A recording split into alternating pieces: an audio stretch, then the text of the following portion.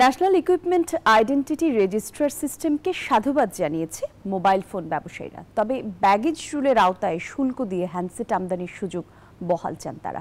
বুধবার দুপুরে বিআরটিসির ঊর্ধ্বতন কর্মকর্তাদের সাথে বৈঠক শেষে সাংবাদিকদের এসব কথা বলেন মোবাইল ফোন ব্যবসায়ীরা। তবে এই বিষয় নিয়ে কোনো সিদ্ধান্ত জানায়নি বিটিআরসি। বিষয়টি সুরাহা করতে তবে ব্যবসায়ীদের এনবিআর এর দ্বারস্থ হবার পরামর্শ দিয়েছে বিটিআরসি। আগামী 16 ডিসেম্বর থেকে দেশে বন্ধ হতে যাচ্ছে অবৈধ মুঠোফোন। এ লক্ষ্যে ন্যাশনাল ইকুইপমেন্ট আইডেন্টিটি রেজিস্টার বা এনইআইআর নামে একটি ব্যবস্থা চালু করতে যাচ্ছে সরকার। বিটিআরসির এমন সিদ্ধান্তকে স্বাগত জানিয়েছেন মোবাইল ফোন ব্যবসায়ীরা। তবে ব্যাগেজ রুলের আওতায় শুল্ক পরিশোধ করে বৈধভাবে হ্যান্ডসেট আমদানির সুযোগ চান তারা। সেই দাবি নিয়ে বৃহস্পতিবার রাজধানীর আগারগাঁওয়ে বিটিআরসি কার্যালয়ে সংস্থাটির ঊর্ধ্বতন কর্মকর্তাদের সাথে বৈঠক করতে আসেন ব্যবসায়ীরা। প্রায় 2 ঘন্টা বৈঠক শেষে মোবাইল ফোন ব্যবসায়ীরা সাংবাদিকদের জানান, এ বিষয়ে কোনো সিদ্ধান্ত জানায়নি বিটিআরসি। বিষয়টি সুরাহা করতে ব্যবসায়ীদের এনবিআর এর দ্বারস্থ হবার পরামর্শ দেয় সংস্থাটি।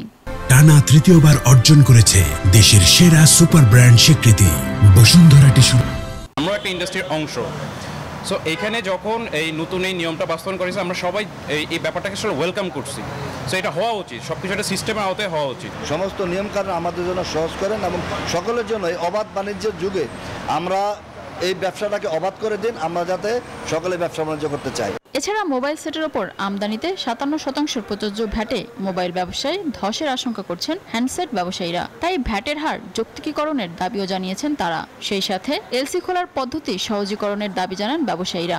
লাইসেন্স নিয়ে যারা ব্যবসা করতেছে, ওনারা যদি একা ব্যবসা করে আর এই 10-15 লক্ষ পরিবার যদি পথে বসে, স্যার এইটা আপনার কাছে বিনীত অনুরোধ, আমরা আপনার সাথে একটু কথা বলতে চাই, এনবিআর এর সাথে বসতে চাই, কথা বলতে চাই।